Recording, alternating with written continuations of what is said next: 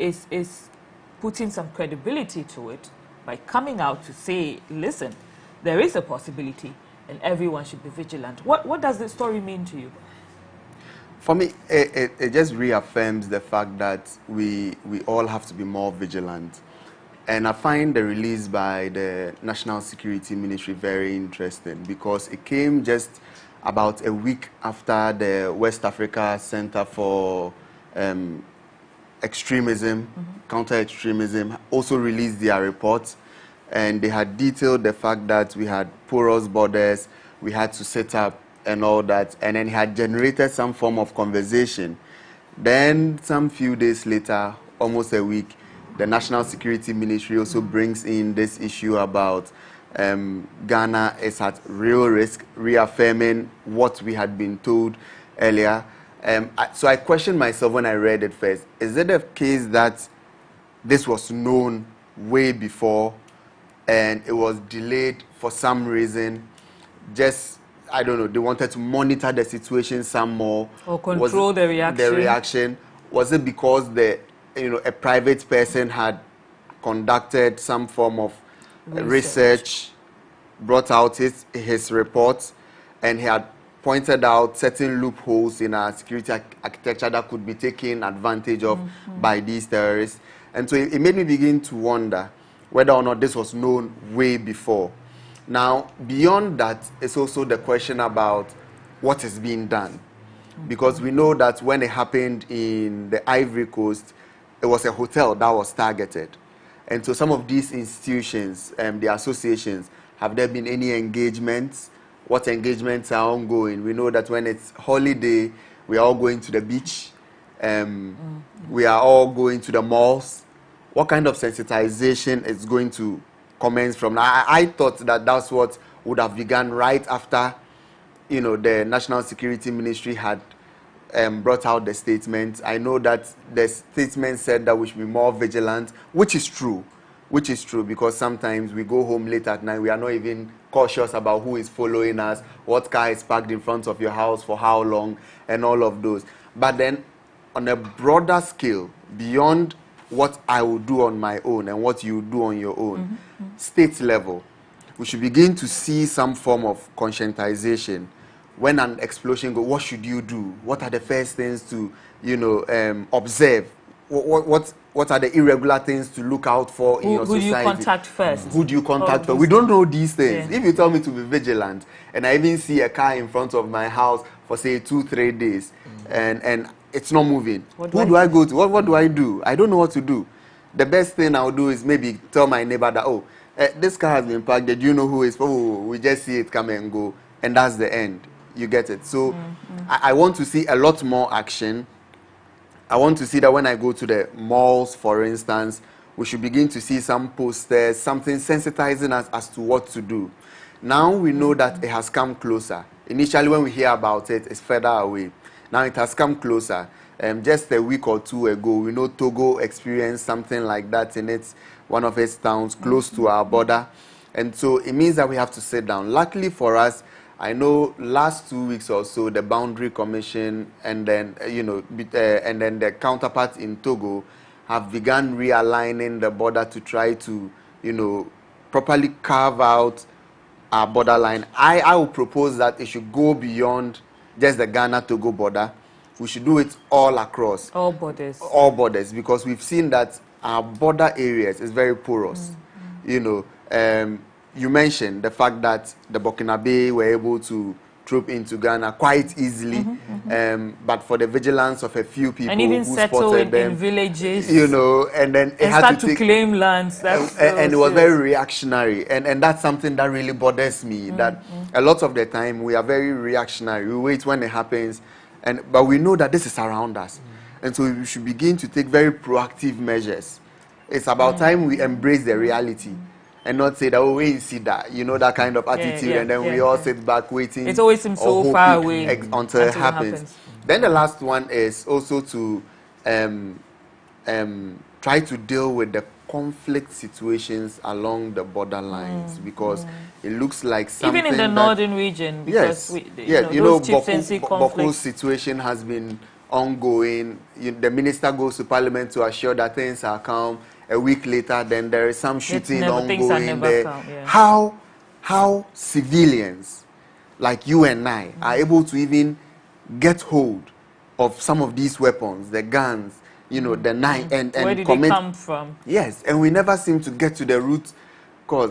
So the movement of arms is also something we should really be worried about. Because if our borders are porous and then it's easy to get arms, then you can imagine they do not even have to come in here. They just need to train some young men who are very agitated about something to just go out there and take a certain form of action. And so, it's pretty easy for young people to even get hold of arms in Ghana. You know, even in the markets, there are back areas where arms are sold very easily to people. I think that's one of the things that stood out for me too.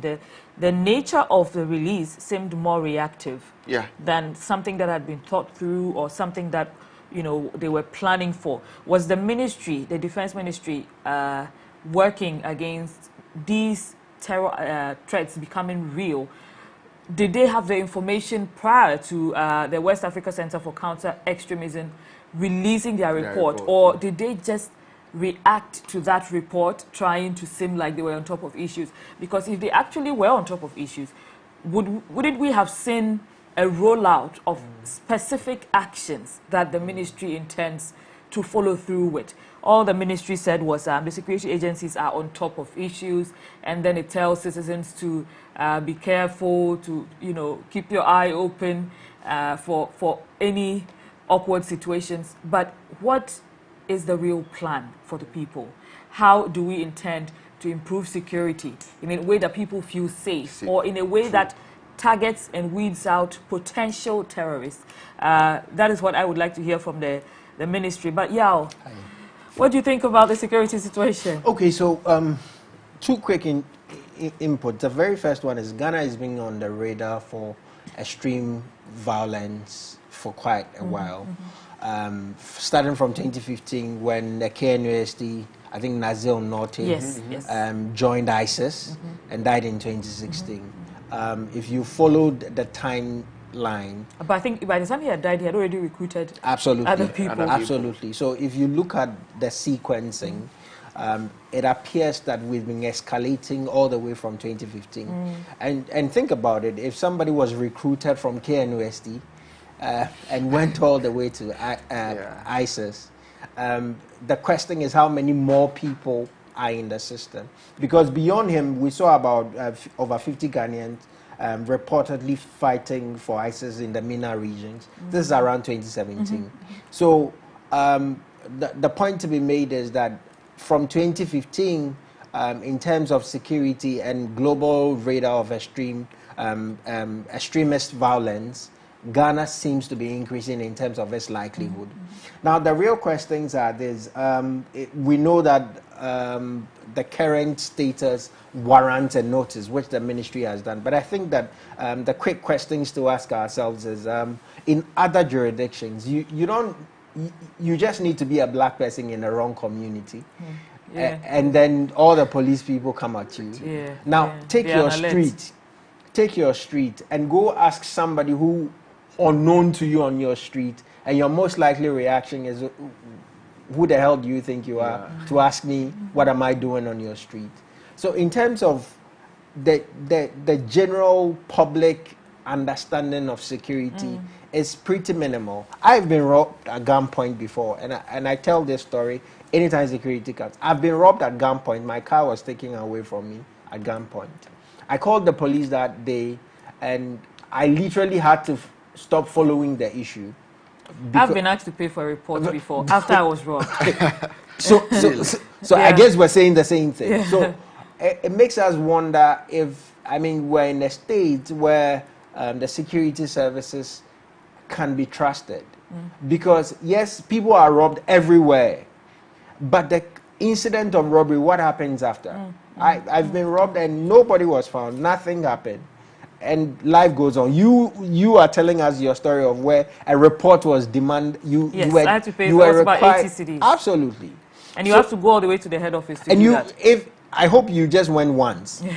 For me, it was a back and forth, and the frustration you have to deal with in the bureaucracy. So I think that as a people, collectively, both in the public psyche and in the institutional agencies that are built to protect all of us, we need to reorient ourselves to understand that without life, there is literally nothing. There's no health without life. There's no education without life. There's no politics without life. So security is actually paramount. And the moment we start overemphasizing or putting the emphasis where it belongs to say that security, we can never overbear security, the better it is for all of us. I mean, you speak correctly about the fact that if even I found anything, if there was a bomb, what should I do? I mean, I absolutely, but we know that 3 people were arrested somewhere around Accra for holding grenades some few times back. Yeah. So the question is, it's not far off. There's been too many near misses, as we say it, that we should be more alert than we are. But the question is, if even after the event, how are supposed to be, in typical business sense, they'll say your business continuity. So if there was ever a bomb in any place, what should we do? Don't know. I mean, what's the first thing to do? Even I went to a public place and it's a hotel, they at least owe me the duty to say that this is the exit. Yeah. If anything happens, pass here. This is the place we assemble.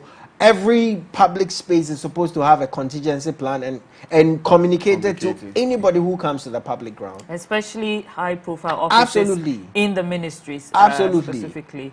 Well, this is an interesting angle to the security conversation because we also know that recently there have been talks of public trust in the Ghana police increasing. But has public trust really increased? Has your trust in Ghana's police increased? Because we can also cite the Nkoranza incident, where you see that the youth are so angry. We interviewed a member of parliament earlier on Spotlight here, who was completely, on the side of the youth, and he made it very clear he did not trust the police. He wanted an independent inquiry into Albert Donko's death. Is public trust in the police increasing or is it decreasing? What would you say? Well, when the new IGP took over and the way he went about his duties, the way he went about trying to make the police service feel very personalized to you, going into the communities, doing the road checks with them, occasionally visiting homes at odd hours, going into the streets to do the arrest.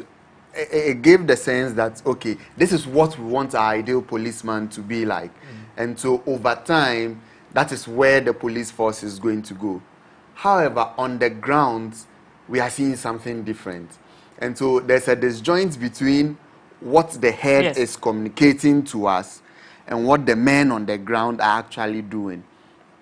And I find this very worrying. When you referred to the police arresting the men who had the grenade or allegedly were holding some grenade with them, then I asked myself, what has become of that story? You know what? I want us to come back to this in a moment. But, we have a video specifically on the press release by the National Security concerning security in Ghana. I want us to take a listen to that so we can continue with the discussion. Please stay with us. Sorry, they have a problem. Right. So this was a statement that was released by the National Security Ministry, exactly where security is concerned. And the statement encourages Ghanaians to be vigilant. The statement says that there is good reason to believe that terrorists operating within the region, that's the sub-region, have Ghana as a target. So now Ghana is being targeted. And so there's a need to increase security measures and engage the public to be more careful. So you as a Ghanaian, be more careful when you're out there. Be more vigilant about your security because you are the first point of concern for your own security. So and you are most affected by security issues. So you should be very vigilant and ensure your own safety, because sometimes before the issue is even escalated, you have probably already been harmed. So just try to avoid being harmed while you're out there.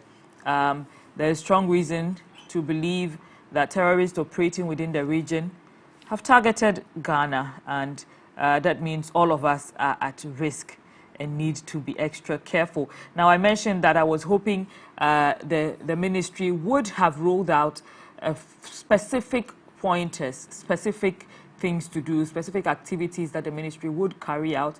But the Jatike Center for Human Security and Peace Building has also put out a few guidelines. It says guidelines on how to detect potential terrorists. And in it, it says surveillance. So, for example, prolonged interest in taking pictures of videos or personnel, facilities, security features, infrastructure in a usual or covert manner, drawing diagrams or making notes on maps, using vision-enhancing devices. Okay, this is specific. Or having possession of floor plans or blueprints of places such as high-rise buildings, financial institutions, or government facilities, including military installations. So if you see someone in possession of these things, I think the right thing to do is call the police. If they're innocent, then there shouldn't be anything to worry about, because what are you doing with a blueprint of the ministries, for example, or one of the ministries, or a very important institution in Ghana? Enquiries or eliciting information, questioning personnel beyond mere curiosity about an event, critical facilities or operations. These should raise your alarm bells. Tests of security, and authorized people trying to enter restricted areas or impersonating authorized personnel. They also talk about fundraising. Terrorists are very creative in raising funds, transferring and spending money they come into contact with. Some scenarios include credit card fraud, defrauding the elderly, people asking for donations to legitimized organizations. But you know, these days there are a lot of fraudulent activities going on out there. There's always someone trying to get money out of you. In open spaces, on your phone, there's always a new trick that someone is trying to play on you. If you feel uncomfortable, if you feel this is different, please give the police a call and talk to them about your concerns. Acquiring supplies. You have a neighbor who is constantly collecting unusual weapons, including explosives, knives, chemicals, destructive materials. Is your neighbor stocking up on chemicals? That's a reason for you to give the police a call. Let them check it out. Let them question your neighbor and find out exactly why he is stocking up on explosives, for example. Also, impersonation, out-of-place behavior, dry runs. Dry runs means executing the final operation plans. Now, terrorists may engage in a practice session or dry run to work out flaws or unanticipated problems. During a dry run, terrorists may monitor police radio frequencies and record emergency line responses, all sorts of weird things. If you see people converged in your neighborhood, testing out security installations or testing out a new way of doing things, it doesn't harm you to give the police a call. In fact, it may harm you if you ignore that. But we're here in studio. I'm talking to Yao Sompa and Jonathan Iledi. We're expecting Nadede in a moment. We're discussing the big stories of the week. My name is Nwang Falon. We'll be right back after this break.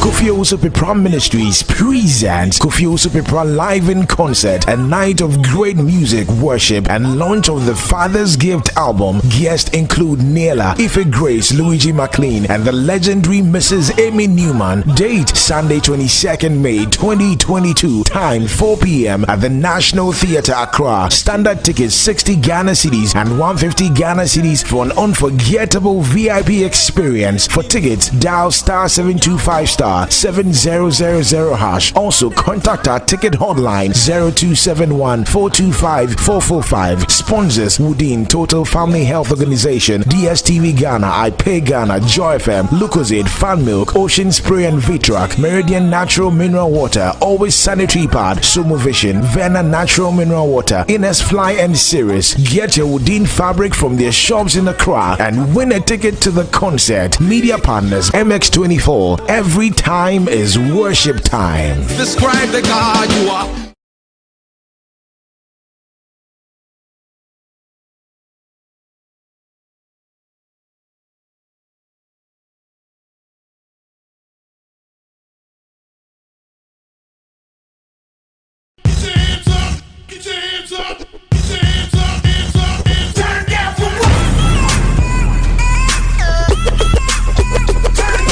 Angelina, you be cool in my temperature.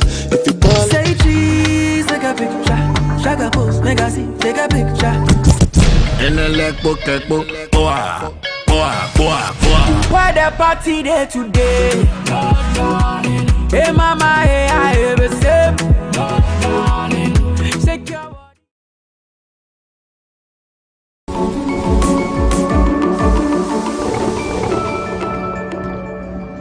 No topic is off limits.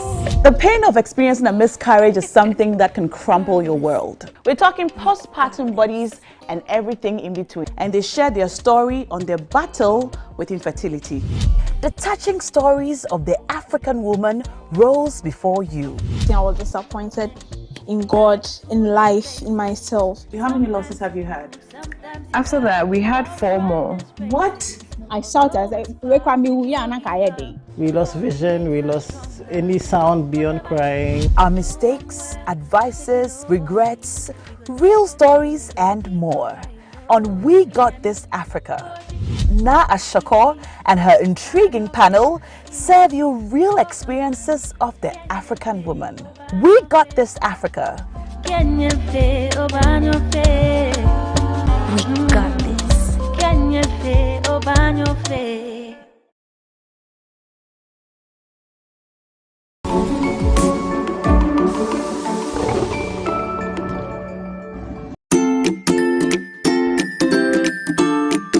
All women were created differently with unique attributes. From managing a home to being entrepreneurs, through the ups and downs, we almost always win.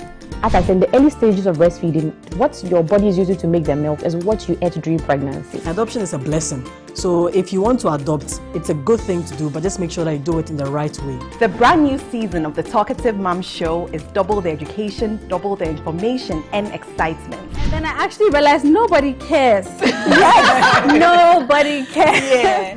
Join me, Eno Kragren, and my guests this and every Sunday on MX24. The Talkative Mom Show is proudly supported by Gokul's Healthy Options and Cerelac.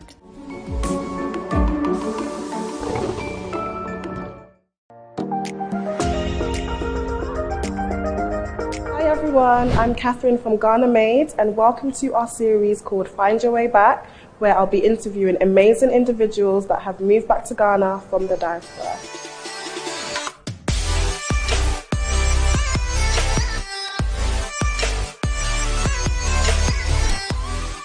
Have to be willing to take a little bit of a risk, and be willing to leave some of the comforts behind. You know, shit was meant to be hot. Yeah. But then regardless, it wasn't hot for you. It wasn't hot for me. I needed to adapt to the Ghana way of living, but not take that from them. Exactly. It's such a beautiful country. Our people are so beautiful. Yeah.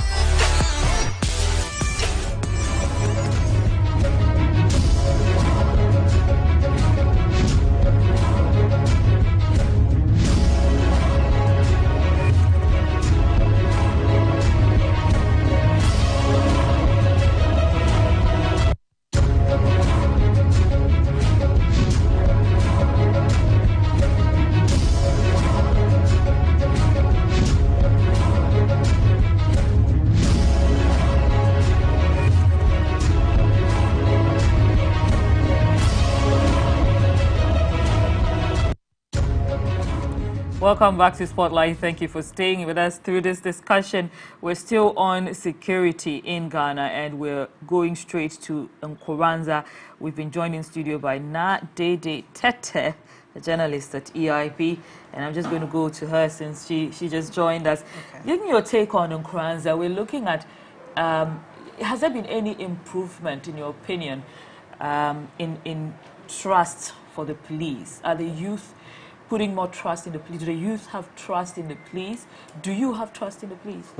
Well, I think I don't have enough trust in the police. Okay. And I think that the youth in you see, I'm confused. I'm even just going to say Ejura. Because we've had Ejura. Because it's just felt like a replay of what happened in Ejura. Which also means that it's easy for it to happen again in any other place. Yes. And when you look at how everything played out in Nkoranza, there were the same difficulties that the police and the people saw in that area, in Ejura as well. The people had concerns about someone who had been killed, someone who is a relative, a family member, somebody's son, someone who is a breadwinner of his family. He's picked up by the police, unknown circumstances, they don't know his whereabouts. Today they tell the family that go to this police station, go here, go there. It took so long for the police to provide answers. And when there is a gap, obviously, people will fill it up with information. So there are various accounts of what exactly happened to Albert Donko. What stopped the police from acting timelessly when the family members were asking the whereabouts of their son? Because I feel if the police had responded timelessly, it's been, what, 3 weeks? And as of now, there are reports that even the body has not been seen. So if the police had acted timelessly... Yeah, the family said they haven't taken possession of the body yet. So if the police had acted and given the family answers, given the youth answers, then it would have, lowered the tensions that were building in the area. They didn't provide that. Eventually, the youth took the laws into their own hands. Look how long it took the police to even provide their account of events. And before the account even came out, the people in the area had predicted that this is what the police was going to say. And they had every right to say so, because we can cast our minds back to, is it a Sawase? Yeah. Where some 7 young men, they had their lives snuffed out of them. The police then told us that they were armed robbers. The police had the easiest explanation. Absolutely. They had the effrontery to plant, what, empty shells and guns by the corpses of these boys. Subsequently, there was an investigation. It turned out that these were all blatant lies. And so, continuously, there will be those trust issues. And I say that, for instance, if the Ejura committee had recommended sanctions against the people that perpetrated those hideous acts against the people of Ejura, perhaps these officers would have learned. But because they know that they will always get away with such things, they will continue to do that. We continuously hear stories about crowd control. There ought to be rubber bullets. How come they were firing live ammunitions? 19-year-old boy gone.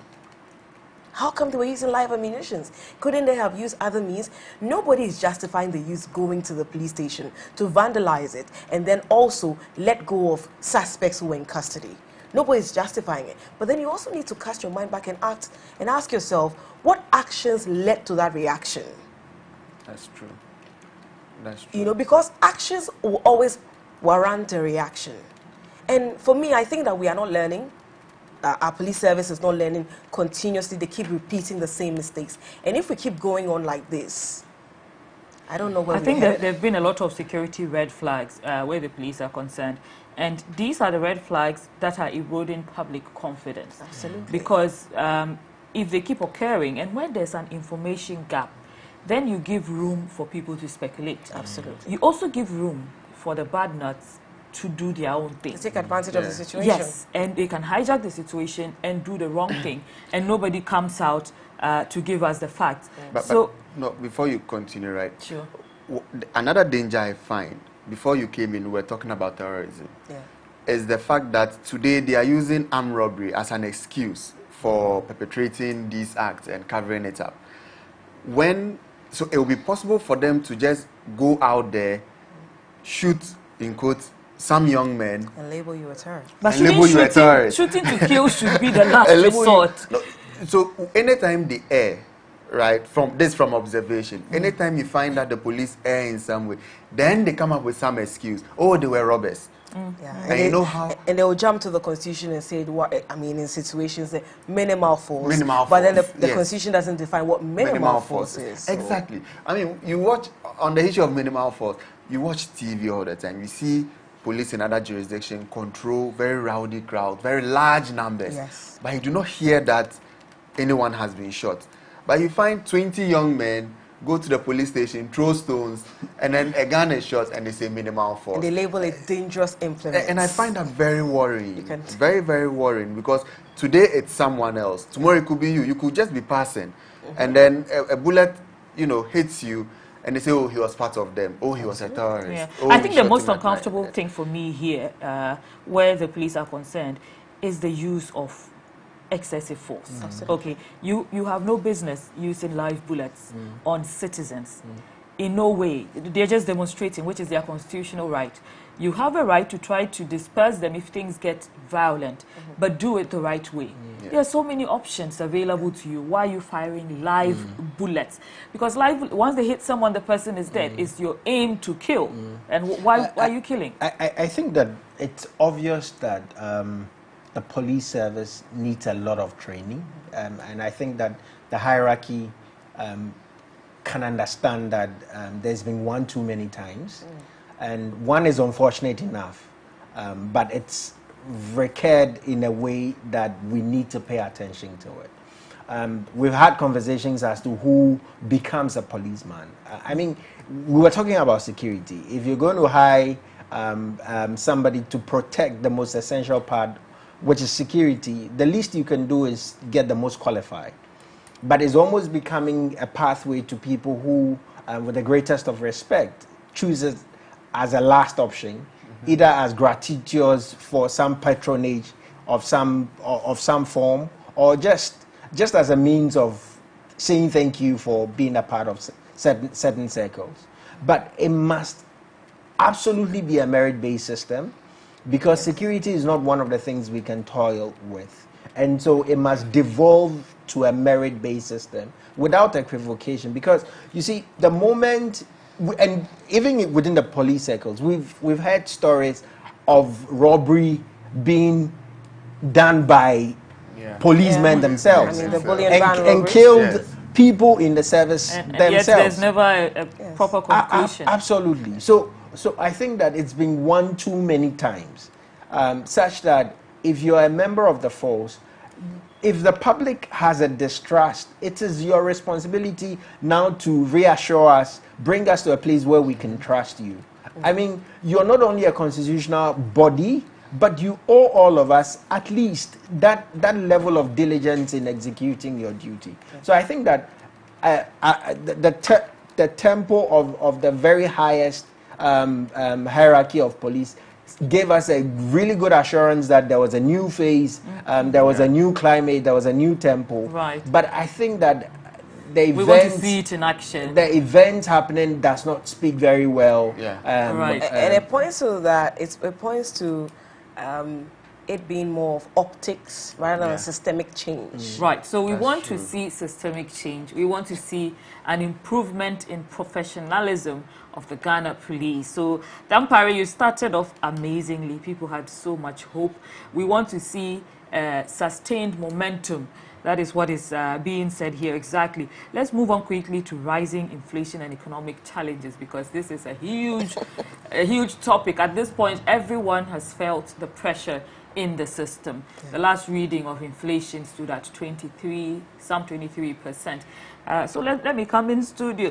Nadia, let me come to you. Again. How have you felt the economic pinch, and what is your opinion of rising inflation and economic challenges in Ghana? I think that at this point in time, like you mentioned, everybody is having their share. I mean, I've heard people talk about how in the past, they were filling their tanks for 300 cedis and are now filling it for 600 cedis. Some people say 500 and they're filling it for 1,000 cedis these days. Yes, I mean, you go to the market, you buy a product today, you go tomorrow, that same product is gone up by a cedi or two. And I mean, there's another thing that is also happening. Some traders are taking undue advantage of the situation and unduly increasing prices unreasonably. Sometimes it's quite unfortunate. Even transportation that prices have increased. Yes, like your fellow Ghanaians would do that to you. You understand? So I think in every sphere, there has been some form of pinch. People are making adjustments some way, somehow. And it all points to the economic indicators, as we are always told. I'm sure we know what we are supposed to do. Our managers of the economy consistently tell us that as a country or as an economy, if you want to grow, you need to industrialize, minimize importation, export more. But I mean, as much as we talk about that, we do little about it. And they tell us to tighten our belts, but then on the other side, if you have a belt, their trousers has elastic. I mean, they have the elastic. Yeah, so that's if you have a belt. Some people don't have belts. Let me just read this tweet that caught my eye earlier today. It was tweeted by a lady, Amadona. She seems to be an NSS personnel, and what she said was Tema to circle 12 cedis. In and out cost 25 cedis. By 21 days, you know, reasonably 21 days because she took out the weekends, 525 cedis. Wow. National service pay, 559 cedis. She also says sanitary pad, 10 cedis. What is left? I leave it to God. So what is left? And the weirdest thing, someone commented, the weirdest thing is to see that you are paying more than 10 cedis for trotro. Isn't trotro supposed to be a very economical means of, you know, movement? Now trotro has become expensive because fuel prices have become expensive. And beyond the fuel prices, you go into the markets and there is rising prices of food products. The food products are available, but the price has increased. So how exactly are people supposed to survive on salaries that have not increased? So, Jonah, are you feeling the pinch, or are you one of the people with... No, I'm feeling the pinch a lot. And I mean, my major point was what Nadide mentioned initially about we ourselves increasing prices unduly. But sometimes you go and you realize that, I mean, when you point it out to them, the excuse is that, oh, I also boarded a trotro and the same thing was done to me, so I have to cushion myself some way. I mean, to some extent, there's some blame amongst ourselves. But generally, when you look at the management of the economy, I think that there's a lot that can be done. Why do I say so? So, for instance, when it comes to produce, you know, agricultural produce and the like, there was a planting for food and jobs. Program. But that program, the success of it is very questionable. That's the right word, questionable. Yeah, it's very questionable because on one bread, when you talk to them, they tell you that, oh, we've produced something. We are now dependent when it comes to the grains and all that. We are net exporter. We're net exporter. Please. I was doing poultry some time ago, and the price of feed. Look, I bought it weekly, and anytime I went at a point, it went up. Yeah, it went up.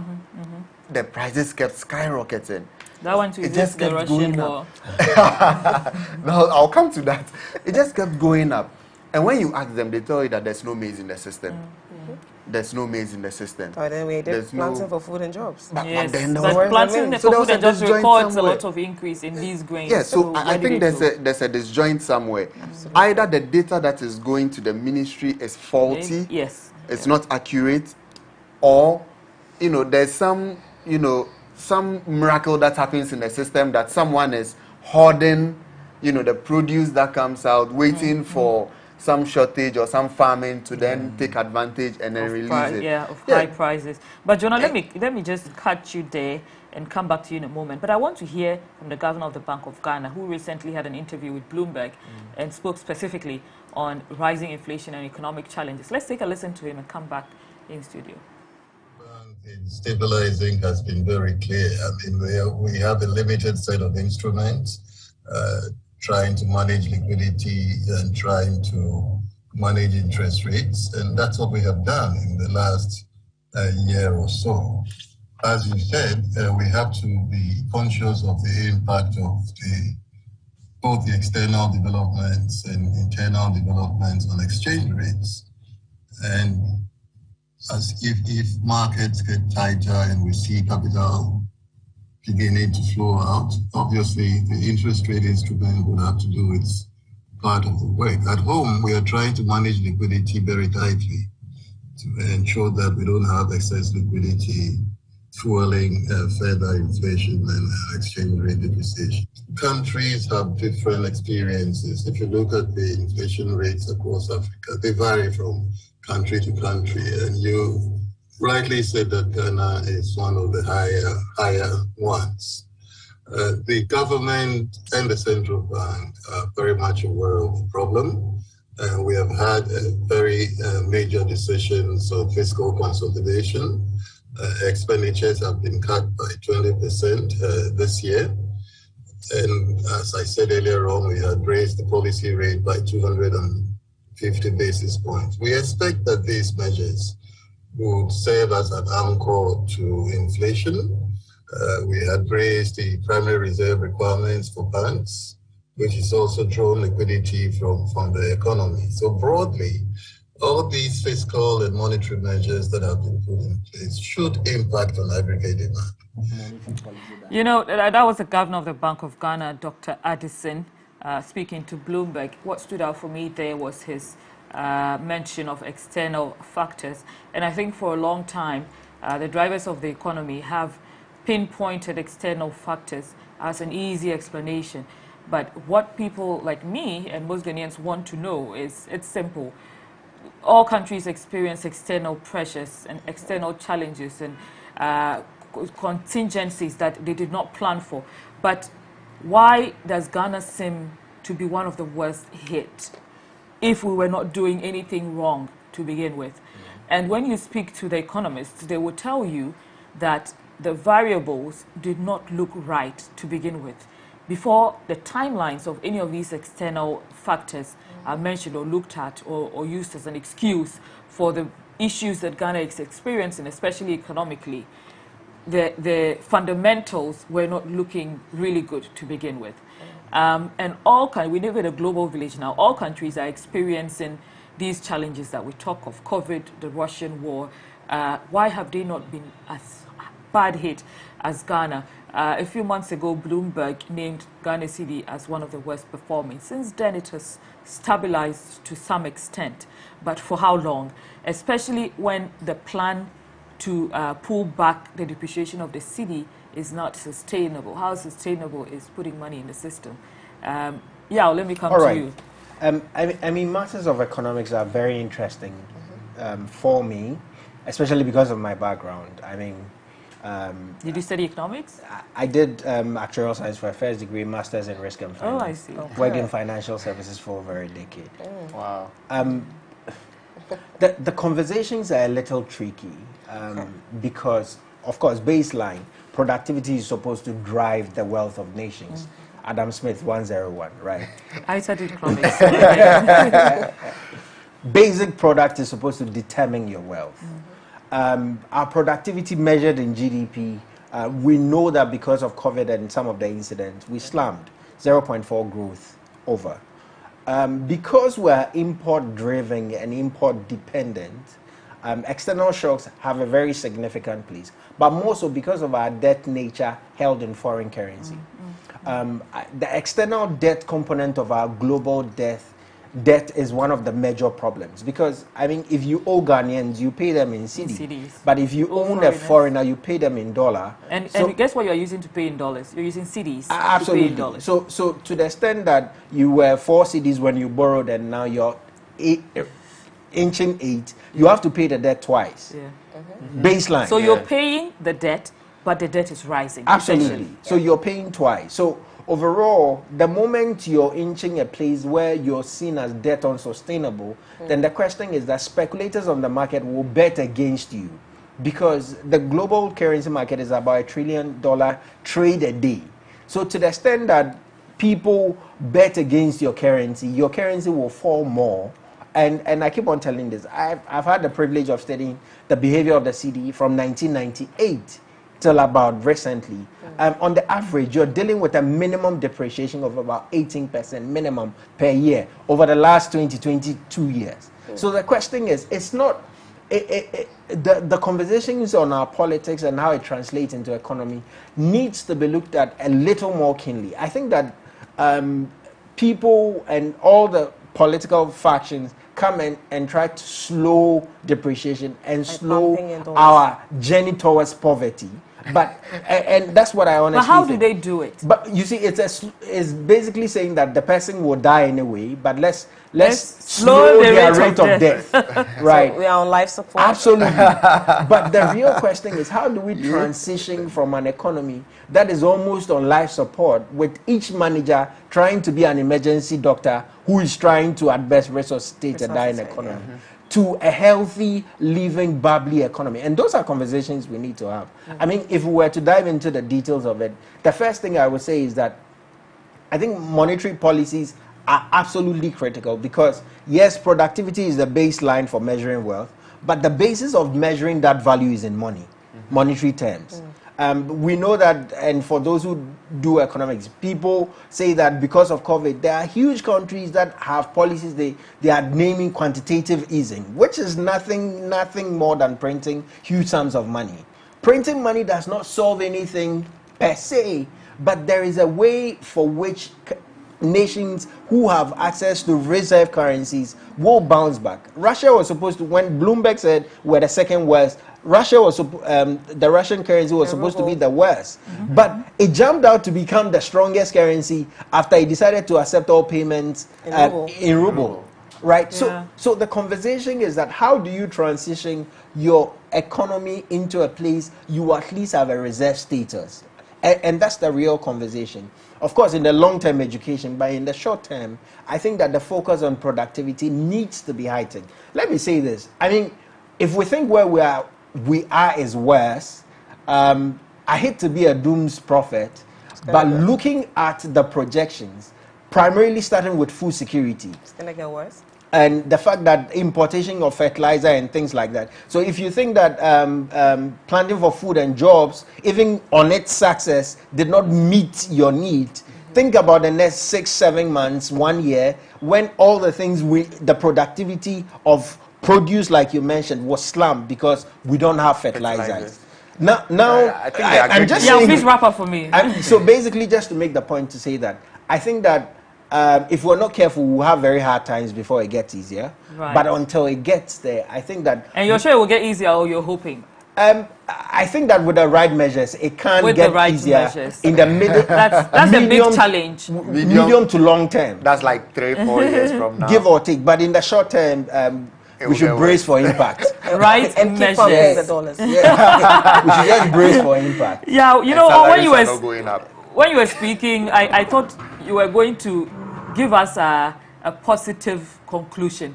Unfortunately, I did not get that. I thought you were even, going to speak and defend the Bank of Ghana or something. But I kept listening for that. It did not happen. No, I mean, in terms of monetary policy, I think that the regulators has been one of the most phenomenal. But it needs to balance with fiscal policy. So phenomenal, we don't. It does not stand alone. Okay. It does not stand alone. It needs to balance your fiscals. All right, thank you, Yao. Phenomenal, but can we translate phenomenal into tangible so we're able to feel it? Can the right measures be put in place in such a way that the ordinary Ghanaian is confident about the economy and is able to afford food in the market to their satisfaction, is able to afford services in a way that they live a very, their standard of living does not deteriorate too badly? I wish we could speak on other issues, but looks like journalists talk a lot. And so we have spent a lot of time on, but there have been major issues. We are hoping that next week, Friday, by this time, we will converge again and we will speak to the other issues. So if you enjoyed this particular episode, please join us again next week. And every day of the week at 5 p.m. here on Spotlight, I want to thank you. Jonathan Eledi, who was in studio with me, Yal Sompa, Na Dede Tete, and of course myself. I think I've also been very vocal. So, have you watched the Snoop Dogg has this video out where he says, "I want to thank God for me." Absolutely. So I want to thank me. My name is Noam Falong, and on behalf of the entire production team here at MX24, we're grateful for your time. Thank you for joining us. Good evening.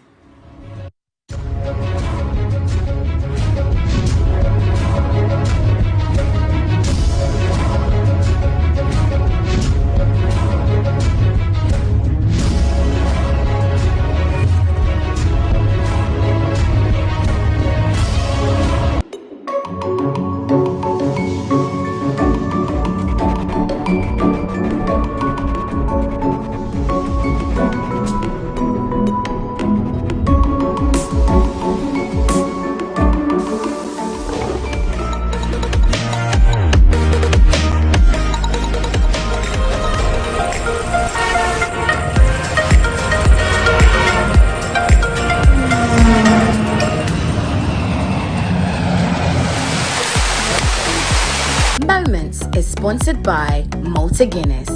Malta Guinness, feel the goodness. It's 11:32. It's in the afternoon. Your girl is ready. All I was told is to bring snacks, my Malta Guinness, a towel, and some